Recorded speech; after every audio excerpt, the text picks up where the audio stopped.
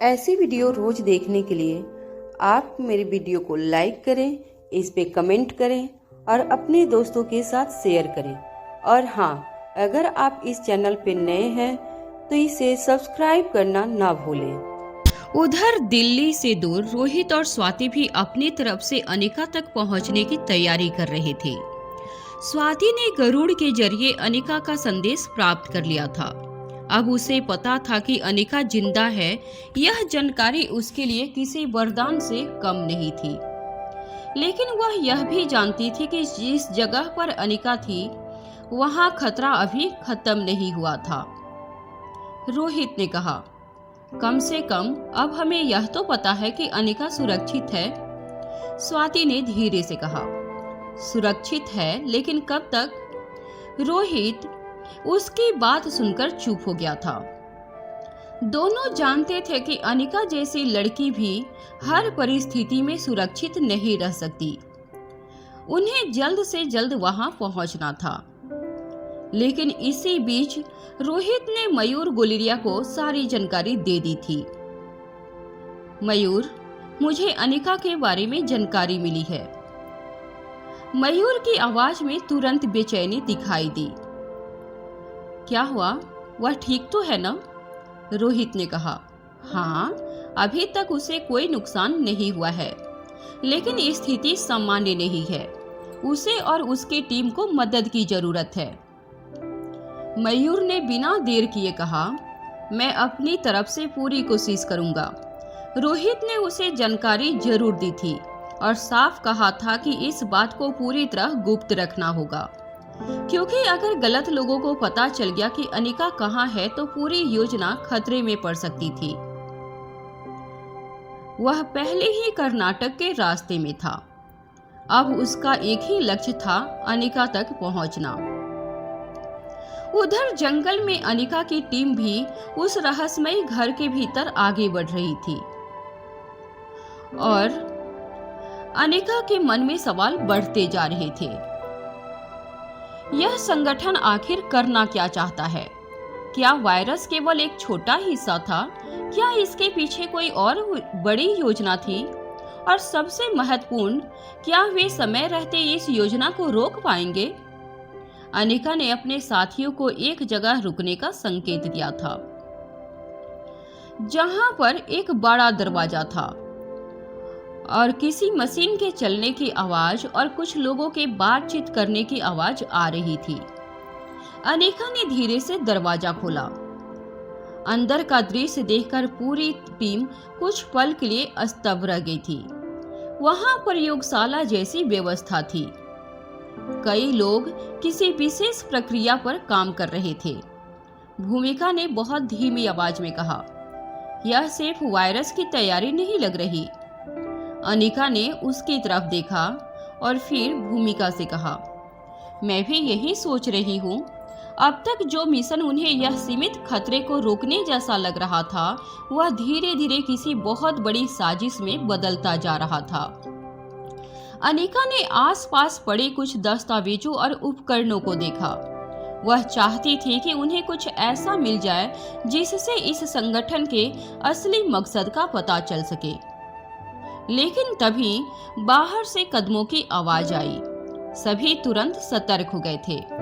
किसी ने तेजी से आने वाले कदमों की आवाज सुनी थी। अनिका ने हाथ उठाकर सबको छिपने का संकेत दिया था। कुछ सेकंड के बाद दरवाजा खुला। एक हथियार बंद व्यक्ति अंदर आया। उसने कमरे को देखा, फिर कुछ जांच कर वापस चला गया। टीम ने राहत की सांस ली थी, लेकिन इस घटना ने उन्हें यह एहसास करा दिया था कि वे अब दुश्मन के बिल्कुल बीच में थे। एक छोटी सी भी गलती उनकी पूरी टीम को खतरे में डाल सकती थी।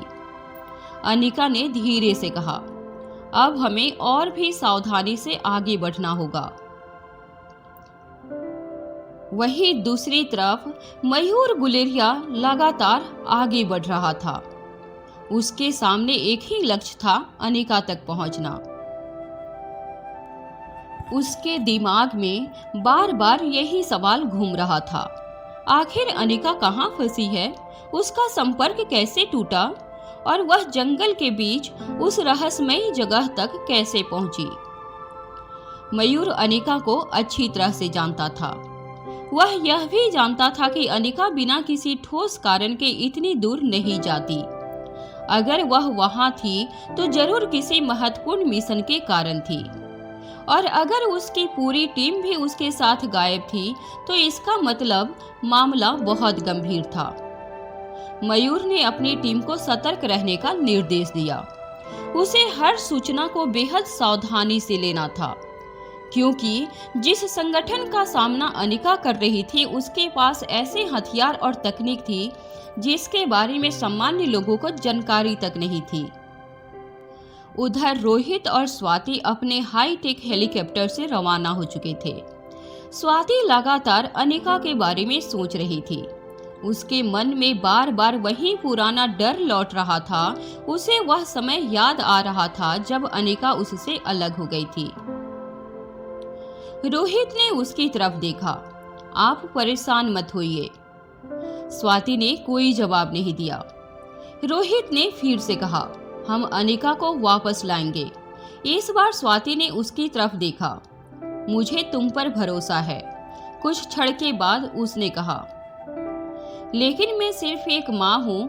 जब मेरी बेटी खतरे में होती है तो मैं किसी नियम के बारे में नहीं सोच सकती। हेलीकॉप्टर अपनी गति से आगे बढ़ता जा रहा था। वहीं दूसरी तरफ जंगल के उस रहस्यमयी घर में अनिका और उसकी टीम अब छिपकर आगे बढ़ रही थी। उन्होंने कुछ महत्वपूर्ण चीजें देख ली थी, लेकिन अभी तक उन्हें वह जानकारी नहीं मिली थी जिसकी उन्हें तलाश थी। अचानक एक कमरे से तेज आवाज आई और सभी रुक गए। अनिका ने तुरंत दिशा पहचानी। वह आवाज उसी कमरे से आ रही थी जहां कुछ देर पहले प्रयोग हो रहे थे। टीम ने धीरे धीरे उस तरफ बढ़ना शुरू किया था। जैसे ही वे दरवाजे के पास पहुंचे, अंदर से कुछ लोगों की बातचीत सुनाई दी। आवाज बहुत धीमी थी, लेकिन अनिका के लिए पर्याप्त थी। वह ध्यान लगाकर सुनने लगी। कुछ शब्द उसके कानों तक पहुंचे। पानी, सैंपल, अगला चरण। अनिका की आंखों में चिंता दिखाई दी। उसे अब समझ आने लगा था कि वायरस की योजना शायद सिर्फ पानी में कुछ मिलाने तक सीमित नहीं थी। इसके पीछे कई चरणों में काम हो रहा था। उसने भूमिका की तरफ देखा। भूमिका समझ गई थी कि अनिका ने कुछ महत्वपूर्ण सुन लिया है, लेकिन अनिका ने अभी कुछ नहीं कहा था। वह पहले पूरी जानकारी हासिल करना चाहती थी। तभी निखिल ने एक कागज उठाया। उस पर कुछ कोड और नंबर लिखे थे। निखिल ने धीरे से कहा, मैडम, शायद यह हमारे काम का हो। अनिका ने कागज लिया। उसने उस पर लिखे शब्दों को ध्यान से पढ़ा। कुछ कोड ऐसे थे जिन्हें वह पहचानती नहीं थी, लेकिन कुछ संकेत उसे पहले देखे हुए लग रहे थे। उसे अचानक शक हुआ कि यह सब उसी नेटवर्क से जुड़ा हो सकता है जिसकी तलाश वे लंबे समय से कर रहे थे। अनिका ने कागज संभाल कर रख लिया था। इसे सुरक्षित रखना। निखिल ने हामी भरी। इसी बीच बाहर से फिर आवाज आई। इस बार कई लोगों के कदमों की आवाज थी। अनिका ने तुरंत सबको पीछे हटने का संकेत दिया था। कुछ ही सेकंड के बाद 4 हथियार बंद लोग उस कमरे के सामने से गुजरे। उसमें से एक ने कहा, ऊपर वाले कमरे की जांच कर लो। दूसरे ने कहा, सब ठीक है, कोई बाहर नहीं गया। अनिका ने यह सुन लिया था। उसके चेहरे पे चिंता गहरी हो गई थी। इसका मतलब था कि घर की सुरक्षा व्यवस्था पहले से ही मजबूत थी, और अगर किसी को उनकी मौजूदगी का शक हुआ तो बाहर निकलना आसान नहीं होगा। अब टीम के सामने 2 विकल्प थे। या तो वे तुरंत बाहर निकलने की कोशिश करें, या फिर अंदर रहकर इस संगठन की पूरी योजना का पता लगाएं। अनिका ने दूसरा रास्ता चुना, क्योंकि वे इतनी दूर सिर्फ भागने के लिए नहीं आए थे। उनका असली उद्देश्य इस खतरे को खत्म करना था। वह धीरे से बोली, हम यहाँ से खाली हाथ नहीं जाएंगे। भूमिका ने उसकी तरफ देखा, लेकिन अगर उन्होंने हमें देख लिया तो? अनिका ने शांत स्वर में कहा। तो हम उन्हें देखने का मौका ही नहीं देंगे। उसकी बात सुनकर पूरी टीम सतर्क हो गई थी। अब वे पहले से कहीं अधिक सावधानी से आगे बढ़ने लगे थे। रात धीरे धीरे गहरी होती जा रही थी। जंगल के बाहर अंधेरा और घना हो चुका था, लेकिन उस रहस्यमयी घर के भीतर रोशनी लगातार जल रही थी। मशीनें चल रही थी, लोग काम कर रहे थे और कहीं न कहीं एक ऐसी योजना आकार ले रही थी जिसके परिणाम बेहद खतरनाक हो सकते थे। अनिका ने एक कमरे की दीवार के पास खड़े होकर आसपास की आवाजें सुनने की कोशिश की। अब वह पहले से ज्यादा आश्वस्त थी कि यह घर उस संगठन के लिए बेहद महत्वपूर्ण था। वायरस से जुड़ी गतिविधियां वहां चल रही थी, लेकिन उसके साथ साथ कुछ और भी किया जा रहा था। भूमिका ने धीरे से पूछा, आपको क्या लगता है कि यही वह जगह है? अनिका ने कहा, हाँ, मुझे लगता है कि हम आखिरकार अपनी मंजिल तक पहुंच गए हैं। भूमिका ने कहा, लेकिन अगर यही मंजिल है तो हमें अब क्या करना है? अनिका ने उसकी तरफ देखा। पहले सबूत जुटाने हैं, फिर यह पता लगाना है कि असली योजना क्या है। उसके बाद ही अगला कदम उठाएंगे, निखिल ने कहा। और अगर हमें यहाँ से निकलने का मौका नहीं मिला तो? अनिका कुछ क्षण शांत रही, फिर बोली, तब हम अपना रास्ता बनाएंगे। उसकी आवाज में आत्मविश्वास था, लेकिन अंदर ही अंदर वह भी समझ रही थी कि खतरा बहुत बड़ा था। उसकी टीम थकी हुई थी। वे पहले ही समुद्र, जंगल और जहरीले जंगली सेब जैसी परिस्थितियों का सामना कर चुके थे। अब सामने हथियार बंद लोग थे और सबसे बड़ी समस्या थी, उन्हें यह नहीं पता था कि दुश्मन की पूरी ताकत कितनी है। उधर हेलीकॉप्टर में बैठे रोहित को अचानक एक संदेश मिला। उसने स्क्रीन देखी। कुछ क्षण के लिए उसके चेहरे पर चिंता दिखाई दी। स्वाति ने पूछा, क्या हुआ? रोहित ने कहा, हमारी दिशा में कुछ बदलाव करना होगा। स्वाति ने तुरंत पूछा, क्यों? रोहित ने स्क्रीन की तरफ देखते हुए कहा, मयूर ने अपनी स्थिति भेजी है, वह हमसे आगे है। स्वाति ने राहत की सांस ली। तो इसका मतलब वह अनिका के ज्यादा करीब है? रोहित ने जवाब दिया, हाँ, अगर सब कुछ ठीक रहा तो शायद वह हमसे पहले वहां पहुंच जाए। स्वाति ने फिर कहा, तो हमें भी अपनी गति बढ़ानी होगी। रोहित ने सिर हिलाया। हेलीकॉप्टर की गति बढ़ा दी गई, लेकिन किसी को यह पता नहीं था कि जमीन पर मयूर किस स्थिति में पहुंचने वाला था। मयूर जैसे ही कर्नाटक के उस क्षेत्र के करीब पहुंचा, उसे अपने आसपास का वातावरण बदलता हुआ महसूस हुआ। घना जंगल, कम आबादी और सामान्य रास्तों से काफी दूर का इलाका। उसे समझ आने लगा कि अनिका ने जिस जगह से संदेश भेजा था वहां पहुंचना आसान नहीं होगा। उसने अपनी टीम को निर्देश दिया कि वो बिना किसी शोर के आगे बढ़े। उधर जंगल में अनिका ने अचानक कुछ महसूस किया था। वह कुछ क्षण के लिए रुक गई थी। उसने सिर उठाया। दूर कहीं पक्षियों की आवाज सुनाई दी थी। अनिका ने उस आवाज को पहचानने की कोशिश की। उसके चेहरे पे हल्की उम्मीद दिखाई दी। शायद बाहर से कोई संकेत आया था, लेकिन वह निश्चिंत नहीं थी। उसने भूमिका से कहा, शायद कोई हमारी तलाश में आ रहा है। भूमिका ने आश्चर्य से पूछा, आपको कैसे पता? अनिका ने जवाब नहीं दिया। वह केवल जंगल की तरफ देखती रही। उसे उम्मीद थी कि शायद स्वाति तक भेजा गया संदेश सफल हो गया था। अगर ऐसा था तो अब मदद आने वाली थी, लेकिन जब तक मदद पहुंचती उन्हें खुद को जिंदा रखना था। अचानक घर के अंदर से तेज अलार्म जैसी आवाज सुनाई दी। सभी चौंक गए थे। अनिका ने तुरंत कहा, सभी जमीन पर झुक गए थे। कुछ ही सेकंड के बाद कई हथियार बंद लोग दौड़ते हुए उस दिशा में आए। उसमें से एक चिल्लाया, किसी ने सिस्टम को छेड़ा है। दूसरा बोला, सभी रास्ते बंद कर दो। अनिका ने यह सुन लिया था, उसकी आंखें सिकुड़ गई थी। अब खतरा सीधे उनके सामने था।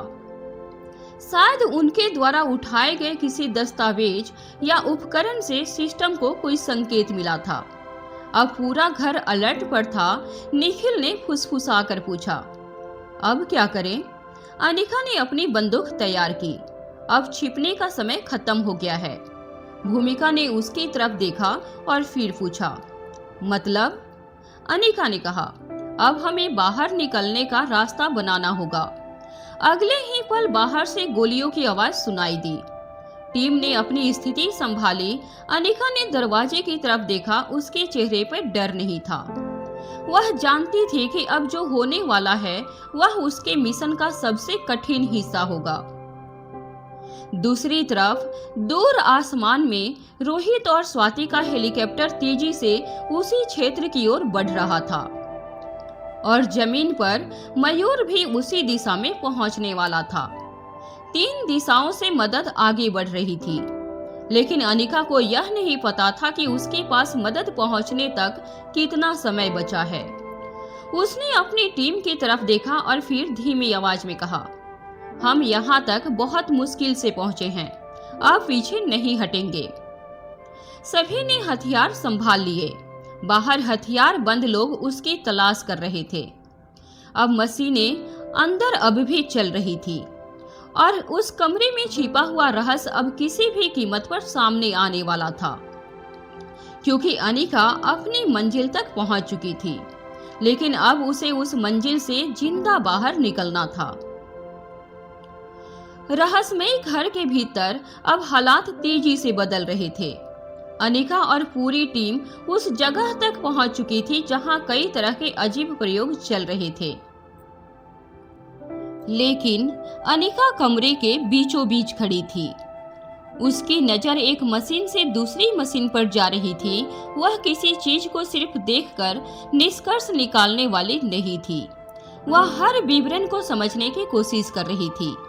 किसी टेबल पर रखे उपकरण, किसी स्क्रीन पर दिखाई देते आंकड़े और उन सब के बीच काम कर रहे लोग। भूमिका ने धीरे से फिर से पूछा, अनिका, आखिर यहाँ हो क्या रहा है? अनिका ने उसकी तरफ देखा, लेकिन तुरंत जवाब नहीं दिया था। उसके मन में कई सवाल एक साथ घूम रहे थे।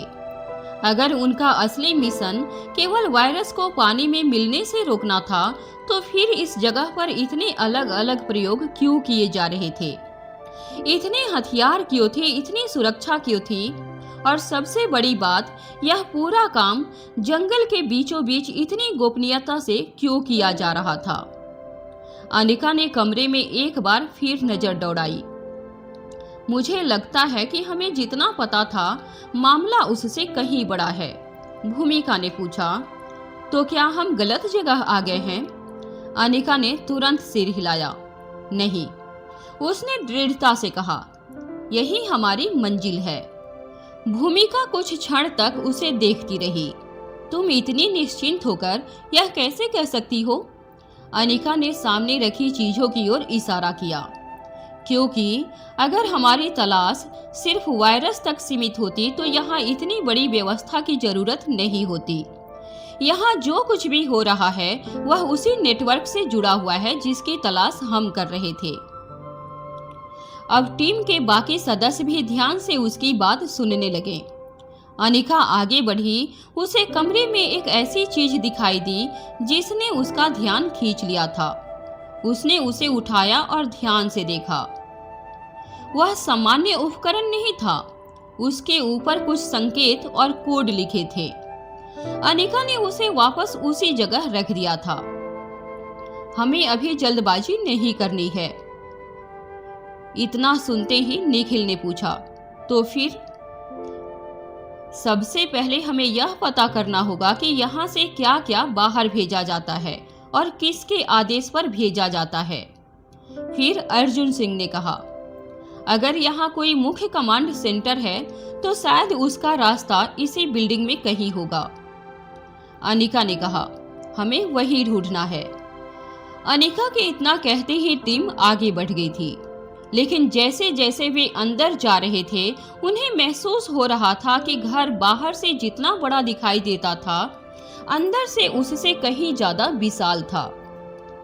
कई रास्ते अलग अलग दिशाओं में जा रहे थे।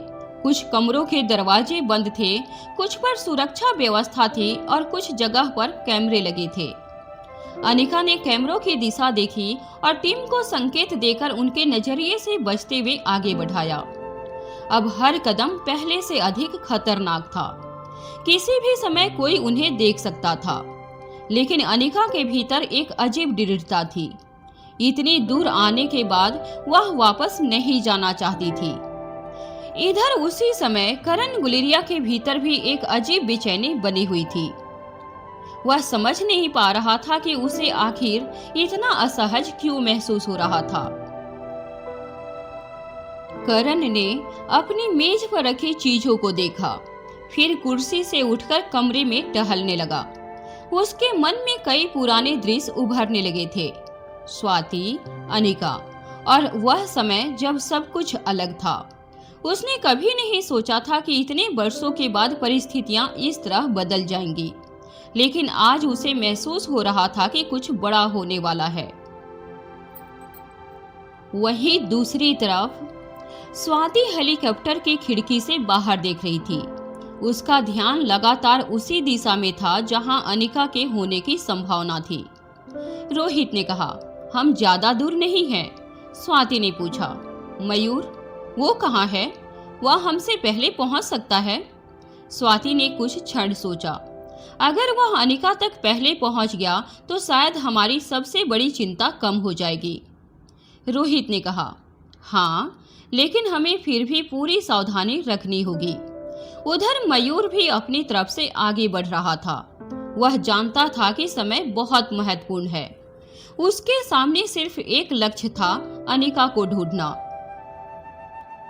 उसे यह भी पता था कि अगर संगठन को अनिका की मौजूदगी का पता चल गया तो वे उसे जिंदा बाहर नहीं जाने देंगे। इसलिए मयूर अपनी टीम को लेकर बेहद सावधानी से आगे बढ़ रहा था। उसने अपने साथियों से कहा, किसी भी तरह की जल्दबाजी मत करना, हमें पहले इलाके की पूरी जानकारी चाहिए। एक साथी ने पूछा, अगर हमें अनिका का कोई संकेत मिल जाए तो?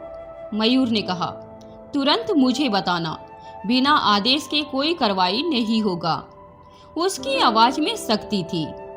वह जानता था कि एक छोटी सी गलती पूरे ऑपरेशन को बर्बाद कर सकती है। उधर अनिका और उसकी टीम उस रहस्यमय घर के अंदर आगे बढ़ रही थी। अचानक उन्हें एक और कमरा दिखाई दिया। इस कमरे का दरवाजा बाकी कमरों से अलग था। उस पर अतिरिक्त सुरक्षा लगी हुई थी। अनिका ने दरवाजे को ध्यान से देखा। यही जगह महत्वपूर्ण हो सकती है।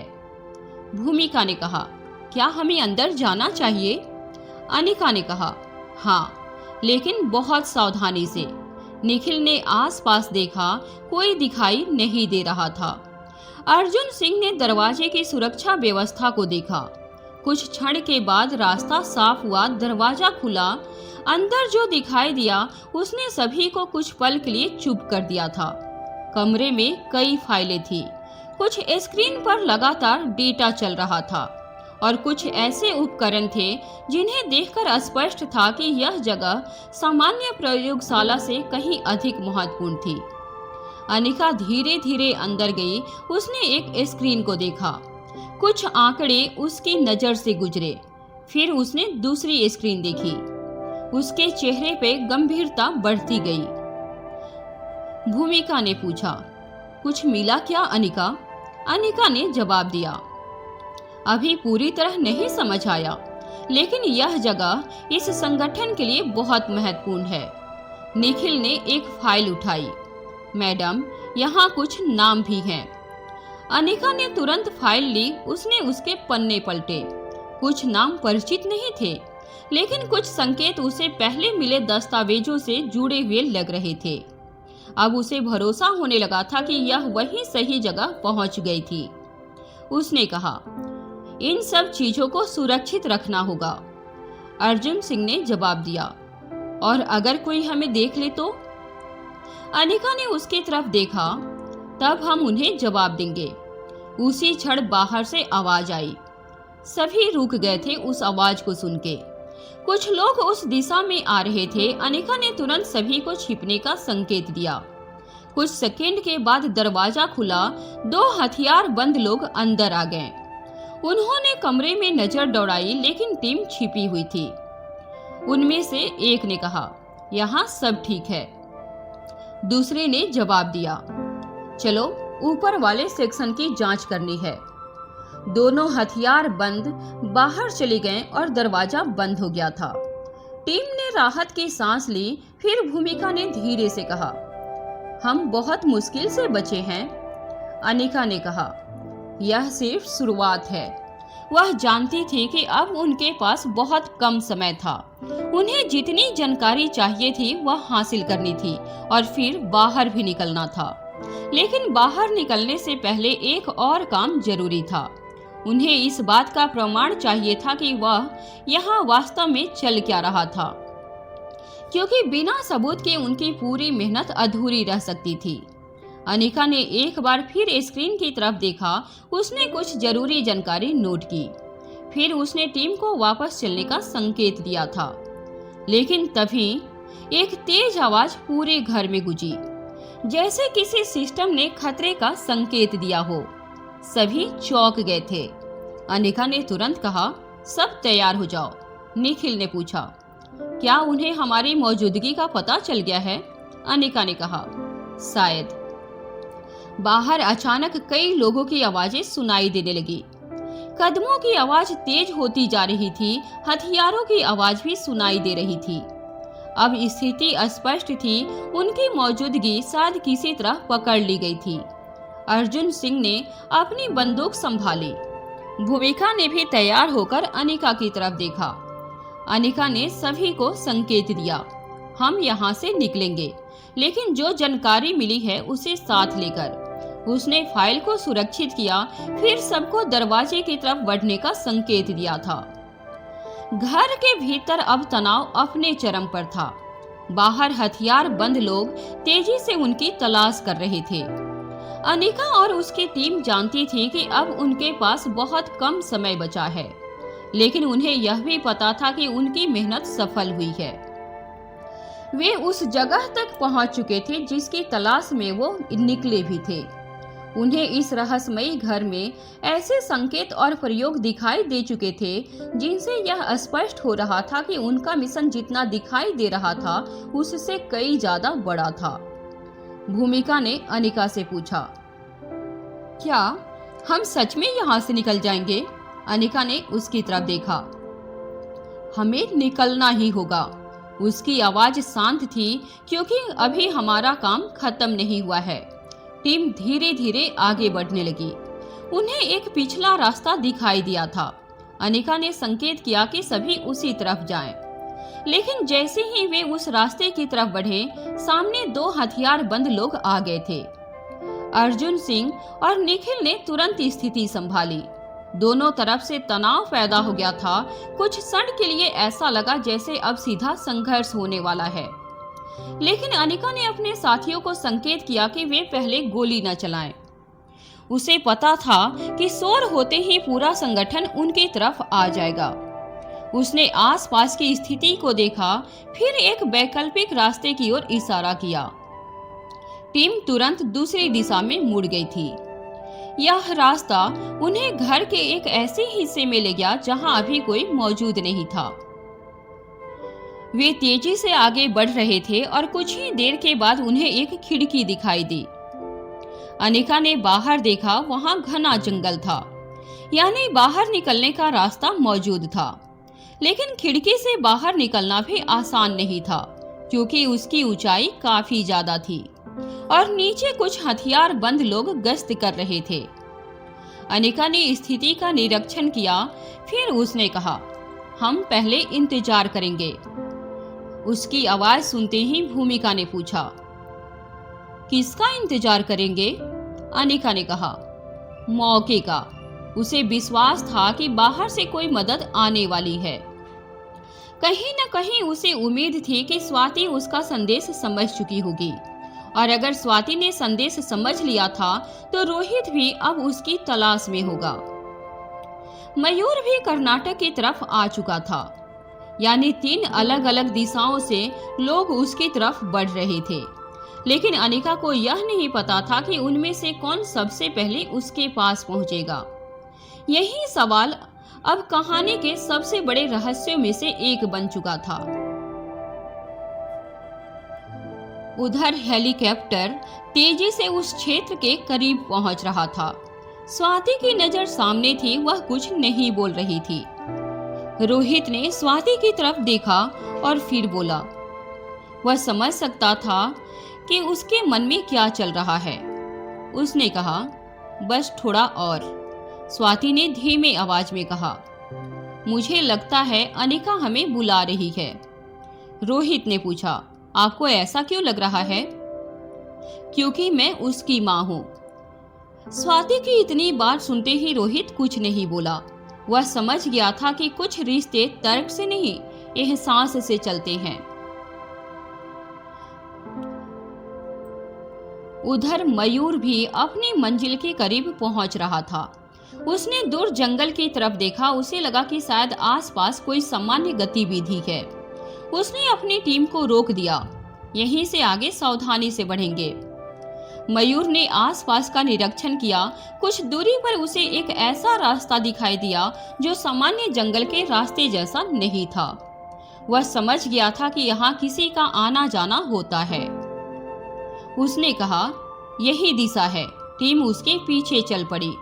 उधर अनिका और उसकी टीम अभी भी घर के भीतर छिपी हुई थी। अचानक अनिका ने बाहर देखा। दूर आसमान में हल्की रोशनी दिखाई दी। वह समझ नहीं पा रही थी कि यह क्या है, लेकिन उसके भीतर एक उम्मीद जरूर जाग गई थी। क्या स्वाति आ चुकी है या फिर यह कोई और खतरा है? उसने कुछ क्षण तक ध्यान से देखा। फिर उसे पक्षियों की आवाज सुनाई दी। अनिका के चेहरे पे हल्की मुस्कान आ गई थी। उसे शायद अपने भेजे संदेश का जवाब मिल चुका था। लेकिन तभी घर के भीतर फिर हलचल शुरू हो गई थी। हथियार बंद लोग उस हिस्से की ओर बढ़ रहे थे जहां अनिका और उसकी टीम छिपी हुई थी। अब समय बहुत कम है। अनिका ने सभी को तैयार रहने का संकेत किया था। अब जो भी होगा एक साथ होगा। निखिल ने और अर्जुन सिंह ने हथियार संभाल लिए थे। बाकी टीम भी तैयार हो गई थी। अनिका ने एक बार फिर खिड़की की तरफ देखा। बाहर जंगल, ऊपर आसमान और दूर आती हुई आवाजें। उसे पता था कि अगले कुछ मिनट बेहद महत्वपूर्ण होंगे, क्योंकि एक तरफ दुश्मन उन्हें खोज रहा था, दूसरी तरफ स्वाति और रोहित उनकी तरफ बढ़ रहे थे, और तीसरी तरफ मयूर भी उसी इलाके में पहुंचने वाला था। अब सवाल सिर्फ यह नहीं था कि अनिका इस घर से बाहर कैसे निकलेगी। सवाल यह था कि क्या स्वाति और रोहित उससे पहले पहुंचेंगे या मयूर पहले पहुंचेगा।